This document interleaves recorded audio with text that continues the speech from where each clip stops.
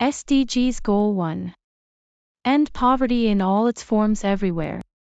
Target 1.1. By 2030, eradicate extreme poverty for all people everywhere. Currently measured as people living on less than $1.25 a day. 1.2. By 2030, reduce at least by half the proportion of men, women, and children of all ages living in poverty, in all its dimensions according to national definitions.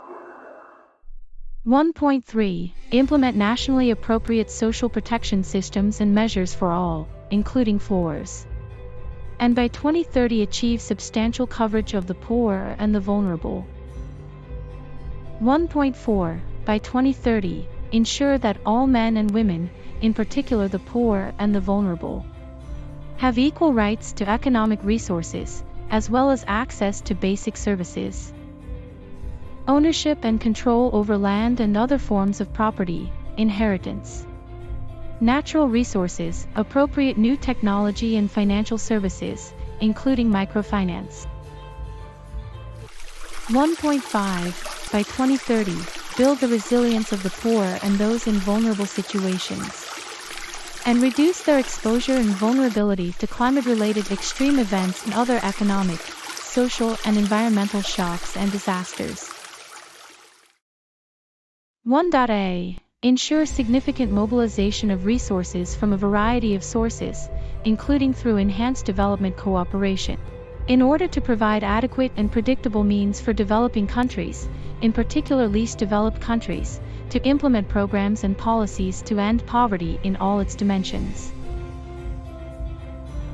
1.b. Create sound policy frameworks at the national, regional, and international levels, based on pro-poor and gender-sensitive development strategies, to support accelerated investment in poverty eradication actions.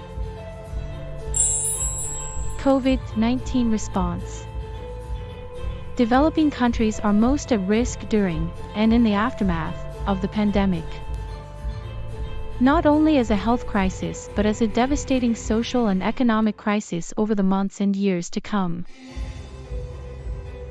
According to UNDP, income losses are expected to exceed $220 billion in developing countries.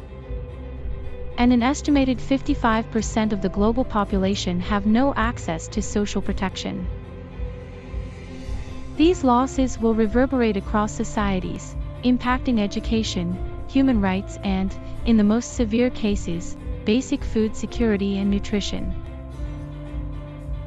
To support the poorest and most vulnerable, the UN has issued a framework for the immediate socio-economic response to COVID-19, calling for an extraordinary scale-up of international support and political commitment to ensure that people everywhere have access to essential services and social protection.